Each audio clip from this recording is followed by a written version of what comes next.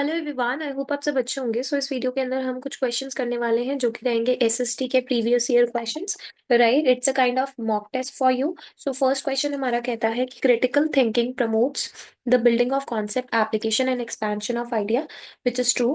Then second कहता है does not help in understanding and evaluating argument. तो ये गलत हो गया, क्योंकि क्रिटिकल थिंकिंग में हम हमेशा अंडरस्टैंड करते हैं और आर्ग्यूमेंट्स को भी इवैल्यूएट करते हैं। तो answer is A is true and B is false. Next question is what is an empirical evidence. Empirical evidence क्या होता है? देखो, एम्पेरिकल एविडेंस वो होता है जिसके अंदर ना हम ऐसा डाटा गैदर करते हैं जो रियल वर्ल्ड से कनेक्टेड होता है एंड थ्रू द सेंसेस, मतलब आपने अपने सारे सेंसेस को यूज करके कलेक्ट किया है, that is your real world data gathered. ठीक है। नेक्स्ट क्वेश्चन है the model replicas of physical feature are most suitable for teaching. Teaching के लिए ऐसे जो मॉडल यूज होते हैं, रेप्लिकास यूज होते हैं, वो किसके लिए आप दिखा सकते हो? देखो, हिस्ट्री के लिए तो आप मॉडल्स दिखा नहीं सकते हो, ना ही इकोनॉमिक के लिए। ज्योग्राफी में आप अर्थ के लिए ग्लोब दिखा सकते हो, राइट। कुछ रॉक्स दिखा सकते हो, राइट। तो ज्योग्राफी के लिए मॉडल्स और रेप्लिकास सबसे ज्यादा यूज होते हैं। मैप्स दिखा सकते हो, है ना, मैप 3D में भी दिखा सकते हो। Next is the collection of weather information from the local newspaper. आपने लोकल न्यूज़पेपर से इंफॉर्मेशन निकाली, वो कैसी टाइप ऑफ सोर्स है? प्राइमरी, सेकेंडरी, टर्शरी, या फिर both primary and secondary? So this is secondary. Let's move to the next question. In which type of classroom the students learn with disabilities? बाकी students के साथ learning disability बच्चे भी पढ़ते हैं। ऐसी को एक्सक्लूसिव नहीं कहते, स्पेशल बिल्कुल नहीं कहेंगे, इंक्लूसिव जिसमें हमने इंक्लूड किया है। ठीक है, तो inclusive is the correct answer. Next is all children go through the same sequence of development, but सबका रेट अलग अलग होता है। कोई पहले किसी की हाइट पर जाती है, कोई पहले लर्निंग एबिलिटी होती है। तो टीचर को ऐसी एक्टिविटीज प्लान करनी चाहिए जो इंडिविजुअल चिल्ड्रन के लिए हो और छोटे ग्रुप्स के लिए हो, पूरी क्लास के लिए नहीं। ये किसने कहा था? CL Ogden, D Purcell, JH Bell और J पियाजे। So it was given by J Jean पियाजे, right. Next question is in order to promote cooperative learning in the classroom. आप चाहते हो कोऑपरेटिव लर्निंग हो, तो टीचर को क्या करना चाहिए? स्टूडेंट को डिबेट में इंगेज कर देना चाहिए, give them individual project, divide the class in small group. Yes, हम छोटे छोटे ग्रुप्स बना सकते हैं, तभी तो यहाँ कोऑपरेटिव लर्निंग होगी ना। प्रोवाइड देम वेरियस सोर्सेज, ये नहीं होगा। सो the correct answer is divide the class in small groups. Next is a self-guided, self-disciplined thinking which attempts to reason at the highest level of quality and fair-minded way is called self-guided और self-disciplined thinking, जिसमें reason high level quality का दिया गया है, उसे ऐसी thinking को क्या बोलते हैं? ऐसी थिंकिंग को हमेशा क्रिटिकल थिंकिंग बोलते हैं। ठीक है, इंटेलिजेंट थिंकिंग कुछ नहीं होता है, एब्स्ट्रैक्ट थिंकिंग भी नहीं होता, राइट। नेक्स्ट है the colours uses in Ajanta caves. जो अजंता केव्स पेंटिंग में कलर्स यूज किए, बहुत इंपॉर्टेंट क्वेश्चन है, कहाँ से निकाले थे? एनिमल के ऑर्गन्स के बचे हुए रिमेन से, ग्रेफाइट से, प्लांट्स एंड मिनरल से, या फिर स्लेट से, right. So they were from plants and minerals. Then the earliest manuscript, जो पहले की मेन्यूस्क्रिप्ट लिखी गई थी, वो किस पे लिखी गई थी? पाम के पत्तों पे, पत्थरों पे, पेपर पे, या वुड पे? तो it was written on palm leaves. ये ना आप आज भी कुरुक्षेत्र में जाके चेकआउट कर सकते हैं, मतलब इफ यू फील लाइक कि आपको अर्लीस्ट मेन्यूस्क्रिप्ट देखनी है तो वहां पर दिखाई गई है। नेक्स्ट है विच of the following period is the longest in the human history. Actually में उन्होंने प्रिजर्व कर रखी है वो। सो लॉन्गेस्ट हिस्ट्री के पीरियड में ऐसा कौन सा पीरियड है जो सबसे लंबा चला है ह्यूमन हिस्ट्री में?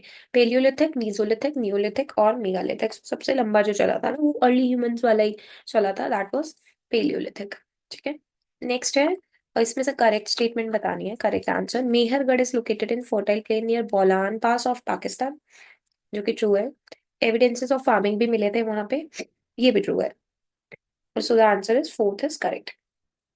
नेक्स्ट इज इंडिया में one of the following state of India have been largest number of Harappan site. कौन सी ऐसी साइट है जहाँ पे सबसे ज्यादा हड़प्पन साइट्स मिली गई है? Punjab, Haryana, Gujarat, Jammu and Kashmir. So the correct answer is your Haryana. Next question is Rigveda कौन सी लैंग्वेज में कंपोज किया गया था ओरिजिनली? ब्राह्मी, पाली, संस्कृत और प्राकृत। ठीक है, so it was written in Sanskrit. Pali और प्राकृत याद रख लेना, एक जैनिज्म के में यूज होती है और एक आपकी बुद्धिज्म में यूज होती है। The first ruler of Magadha Mahajanapada in the 6th century BC was Mahavira, Prasenajit, Bimbisara, अजात शत्रु।